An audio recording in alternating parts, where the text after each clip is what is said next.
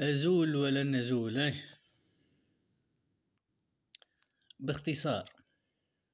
هو علاش باش نعاود ننتخب قيس سعيد، رغم اللي بعض برشا ناس يقولوا عليه اللي هو بهيم ومسطك وما يعرفش. فما فرق بين البهيم وبين المسطك وبين السارق والمتحيل والخاين.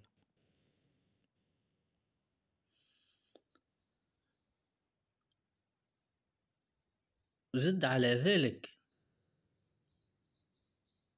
كي هو باش يتنحى شكون باش يشد في بلاصتو؟ اللي باش يشد في بلاصتو باش يكون يا حاجتين: يا تجمعي والا خوانجي. والتجمعين اللي طالعين توا بلباس اخر هما بطبيعتهم مستعرفين برواحهم ويتبجحوا برواحهم، اللي هما امتداد للفكر البورقيبي والفكر بن علي. بمعنى اللي عملوا بورقيبة وعملوا بن علي قبل باش يكملوه باش يمشيوا بالسيستم هذاك. سيستم بن علي وبورقيبة شنو؟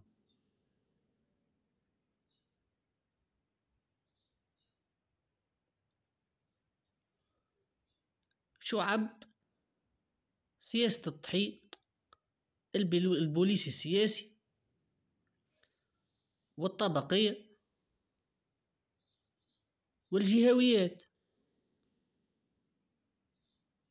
معناتها مش يجيبوا حاجة جديدة، بالعكس باش يزيدوا يواصلوا في التنكيل في التنكيل من اللي قام به، معناتها اللي عملوا بورقيبة وعملوا سياسة التنكيل ضد الشعب التونسي، اللي عملوا بورقيبة وعملوا بن علي. والخوانجي كي باش يرجع لك أنقم من قبل. وثالث حاجة كي باش يتنحى قيس سعيد أكل كمشة قضاة فاسدين وأكل كمشة بوليسية فاسدين ومرتشين، شكون باش يلقطهم؟ وأكل كمشة رجال أعمال متحيلين متهربين، شكون باش يلقطهم وشكون باش يحاسبهم وشكون باش يحطهم في الحبس؟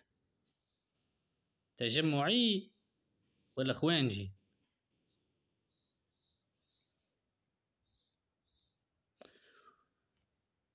بالنسبة لبهامته ولا لبهامة قيس سعيد ولا الاستوكية متاعو، فاش تمثلت في معناها جزئيات: سوء تقدير، سوء تسيير.